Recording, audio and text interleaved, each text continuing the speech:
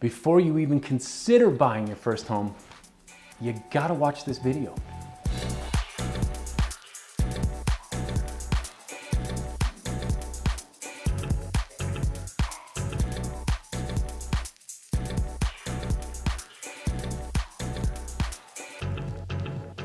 Now, I've made some great videos along the way, but this one's gonna be one of my absolute favorites. I am so stoked to be sharing this content with you. If this is your first time checking out one of my videos, welcome. Welcome to my channel. My name is Jason Smylski, and I'm a licensed real estate agent in Calgary, Alberta.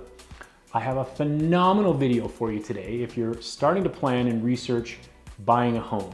In this video, I'll be breaking down step by step how the home buying process works, and I'll be sharing with you the costs associated with purchasing a home. And you know what? I wish I would have had some of this information ahead of time before I bought years ago. This will definitely be your one-stop shop for all things first-time homebuyer. I create these types of videos to share useful information, but I'll also include valuable realtor tips and hacks that I've learned along the way. And most importantly, you're gonna hear me say this a few times throughout the video, but I really enjoy working with first-time buyers. The process might seem a little daunting and filled with lots of questions, but when you have a fun, knowledgeable agent on your side, we're gonna knock it out of the park. What I'll be covering in this video not only pertains to how the process works in buying a home in Alberta, but anyone who watches this video will get tremendous value from its content. I've got a ton of great stuff lined up, so let's rock and roll. You've been thinking about buying a home for a little while. You can't stop browsing the MLS. A few things in your life have come together and you got a little bit of money saved. Now you think it's a good time. So how does the process work? This video is gonna tell you what's shaking. One of the most important things to do is to sit down with a mortgage specialist and talk about where you stand. This step is crucial. The home and budget that you think you want might actually be a little bit different from what you can afford. Here's one of my realtor tips right off the hop, and I call this one research. Spend a good amount of time researching a great mortgage specialist. The reason I mention this is that your mortgage broker will be your right-hand man or woman throughout this process. You want someone prompt, super knowledgeable, who's on the ball and will work their butt off for you. There's a lot of different levels of customer service out there, and I want you to find someone who gives amazing service and is willing to go the extra mile for you.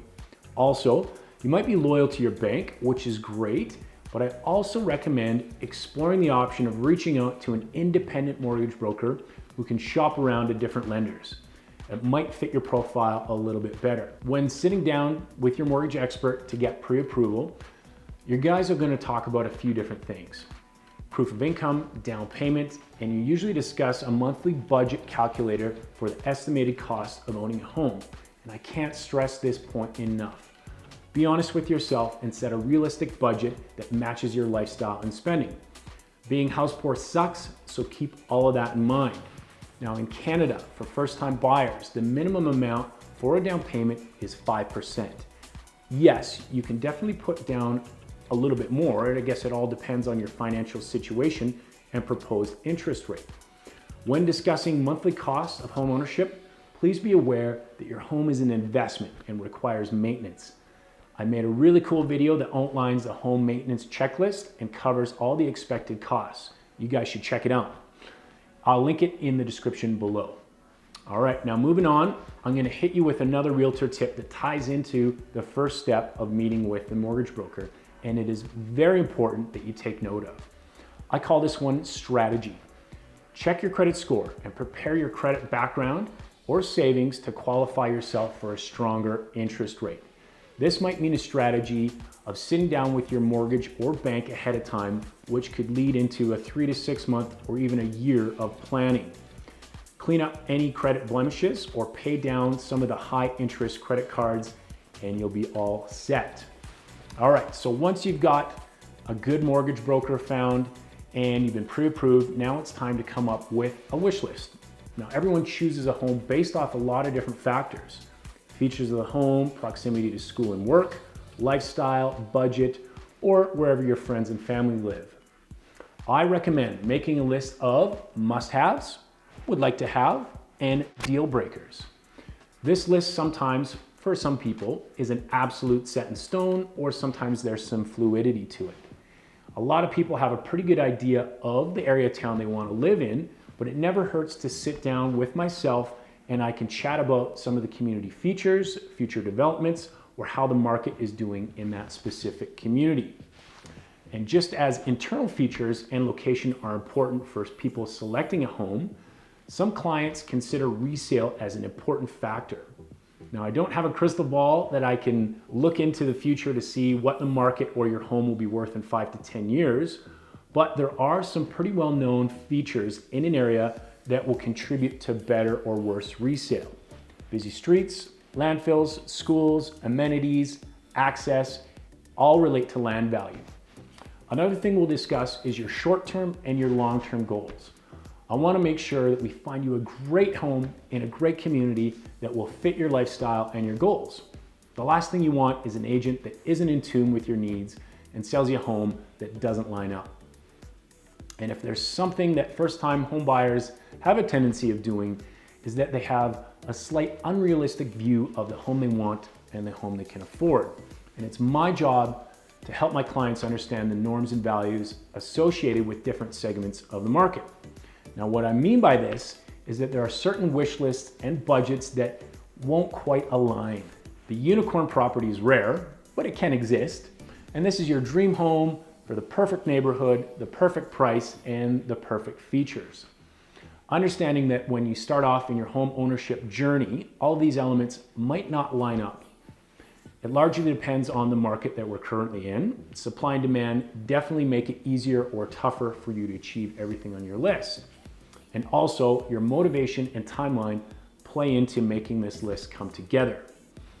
I want all of my clients to fall in love with their home and have as much on the list crossed off. And what a good realtor does is listens to you, listens to your needs and demands, communicates a realistic expectation, and then hits a home run. Then when we've got a list together, we've discussed details, and you've been pre-approved, the real fun begins. It's time to go house shopping, baby. Who doesn't like house shopping? Now, it doesn't matter if we go see 5 properties or 50 properties before we find the one. This is a great part of the process. We get to compare and contrast features and homes. Oh, and I also should mention, it's just like it's super important to find a good mortgage specialist, it's doubly important to match yourself with the right realtor. Buying a home comes with many questions and a lot of moving parts. You'll be spending a lot of time with your agent. My third realtor hack is choose wisely. Really take the time to select an agent who understands your needs, is a great communicator, and can get the job done. You'll be working with them super close, and if things get challenging or stressful, it's valuable to have the right fit. All right, back to the home shopping. As I'd mentioned, we may see 5 houses and find the right one, or it might take us weeks or months of searching before we find the perfect fit. But then when you see it, it is absolutely unmistakable. It is an awesome feeling and an awesome situation to watch my clients when they found the one. The next step is placing an offer. I'll pull the latest sold comps and we'll find out how your house stacks up in the market. We'll come up with a starting negotiating price, and we'll pick a possession date and generally add a few conditions and terms. Next, we'll present the offer. Now, I gotta tell you, if you've never been through negotiating for a house before, it's quite the unique process. The anticipation and the unknown is pretty cool. Yeah, I said it, it's cool. Because when I bought my first home, I had this feeling of like, holy shit, is this really happening? And trust me, it's a one-of-a-kind feeling. Now, sometimes the negotiations are over quickly and we come up with an agreement pretty easily, but there are times when the process is drawn out over a couple days or maybe even a week, and there's a lot of back and forth. And again, it all depends on what type of market we're in. If it's a hot market, there could be multiple offers and things get a little bit wild. It'll definitely pull on your heartstrings or be a smidge stressful. But when you have a seasoned agent in your corner, all is well. I'm there to guide you through, and we'll come out the other side victorious. And at the end of it all, one of my absolute favorite parts is to call up my clients and tell them we've got an accepted offer. The deal then becomes conditionally sold, and we have a few weeks to wrap up the conditions and get everything sorted out. We do the home inspection, get the condo docs reviewed, and get the final approval from the bank. And to assist with the legal portion of the transfer of funds and title, you'll need to meet with a real estate lawyer. Fast forward a couple weeks and we get to possession date. I go pick up the keys, we meet at the house, we pop some bottles. It's a pretty rewarding part of my job to proudly hand over keys to your beautiful new home. So that, my friends, is the basic process of buying a home. Yes, there are a lot of nuances and moving parts, but like I said, when you've got an exceptional realtor in your corner, I'll help guide you, and it makes the world of difference. I really enjoy lending my services and strengths to provide a memorable experience. And remember, you're only as great as the people around you and your team.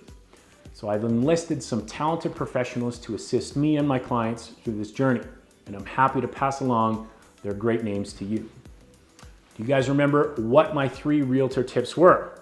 Research, strategy, and choose wisely. Now, if you stick to these 3 things, I'll set you up for success. Now, as far as costs associated with buying a home, I'll give you a quick rundown of the average expected cost with this process. Your biggest cost is going to be that down payment. And as I'd mentioned, in Canada, the minimum down payment is 5% of the total purchase price. But just recently, the CMHC has launched a grant program to loan you a portion of your down payment so that it's a little more affordable.